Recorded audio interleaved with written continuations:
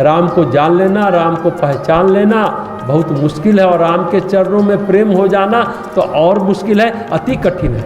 क्योंकि जब तक चित्त में संसार और सांसारिकता है तब तक भगवत प्रेम हो ही नहीं सकता, भगवत प्रेम हो ही नहीं पाता, होता ही नहीं। जब तक संसार और सांसारिकता का भाव है तब तक ईश्वर के प्रति अनुराग नहीं होता, भक्ति नहीं होती। हाँ, भक्ति के नाम पर हम व्यापार जरूर करते रहते हैं, लेन देन का व्यापार बरसों बरसों करते चले आ रहे हैं और करते रहेंगे और करते रहते हैं। अगर मन के विपरीत कुछ घटित हो गया तो हम भगवान को भी उलाहना देने से नहीं चूकते हैं, अरे सब बेकार है, कोई भगवान नहीं होता अगर मन की बातें पूरी नहीं हुई तो। यही है संसार और यही है सांसारिकता। लेकिन एक बात है, तत्काल रोष में आक्रोश में लोग बोल तो जाते हैं कि भगवान कुछ नहीं है, पर कुछ लोगों का संस्कार होता है, बचपन से माँ बाप अपने इर्द गिर्द के वातावरण अगर उनको प्रभावित किया है, ईश्वर की भक्ति के बिना वो रह नहीं पाते। जिनके घर में सुबह शाम आरती होती हो, दीप जलता हो,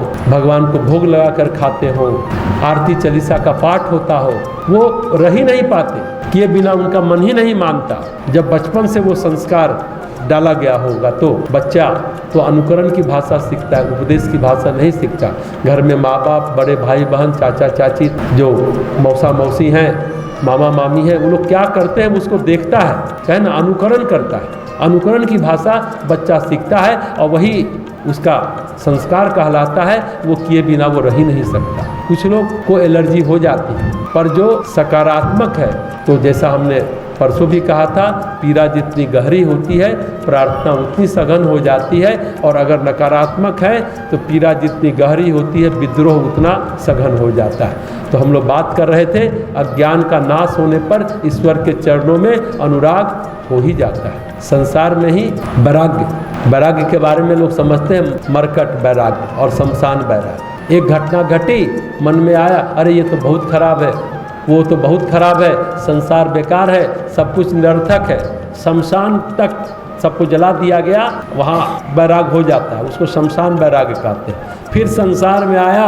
घर परिवार में आया, फिर कीचड़ में लथपथ हो गया। जब तक शमशान में है तब तक वैराग्य होता है, जब उस घटना का प्रभाव घटता है फिर संसार के घेरे में हम आ जाते हैं तो फिर से राग द्वेष में पड़ जाते हैं। संसार और सांसारिकता से तादात्म्य विसर्जन ही असली चीज़ है, लेकिन तादात्म्य विसर्जन होता नहीं है, वृत्तियाँ छूटती नहीं है, हटती नहीं है। तो गोस्वामी जी कहते हैं मोह छूटे, मोह टूटे, विवेक जगे तो फिर ईश्वर के चरणों में अनुराग संभव है।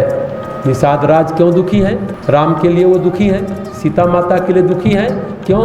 क्योंकि राम को वो जान ही नहीं पाए हैं, समझ ही नहीं पाए हैं। वो तो बस इतना ही जानते हैं कि राम अयोध्या के राजकुमार है, महाराज दशरथ के ज्येष्ठ पुत्र हैं, उनको गद्दी मिलनी चाहिए, उनको राजगद्दी मिलनी चाहिए। कैकेयी ने इनका अधिकार छीन लिया, बस निषाद राज इतना ही जानते हैं। अरे इनसे कौन छीन लेगा? जो कुछ हो रहा है या उन्हीं की लीला है, उन्हीं की कार्य योजना है। कहते हैं राम ब्रह्म है, राम परमात्मा है। ये जो राम सीता सोए हुए हैं ये इनका मानवीय रूप देखकर भ्रम हो गया। लक्ष्मण जी कहते इस भ्रम में मत पड़ो। विषाद को लक्ष्मण जी कह रहे हैं राम ब्रह्म परमारथ रूपा, देहधारी होने पर भी ये परमात्मा है। इनको देख तो रहे हैं कि राम सोए हुए हैं, लेकिन आप देख कर भी नहीं देख रहे हैं।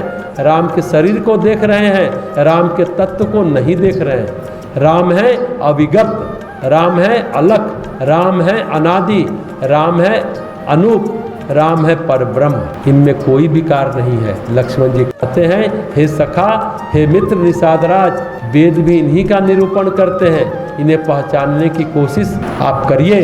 मंथरा या कैकेयी ने जो कुछ किया वो सब इन्हीं की इच्छा से हुआ है। तो लक्ष्मण जी ने निषाद राज को समझाया जीवन का तत्व, ईश्वर का तत्व।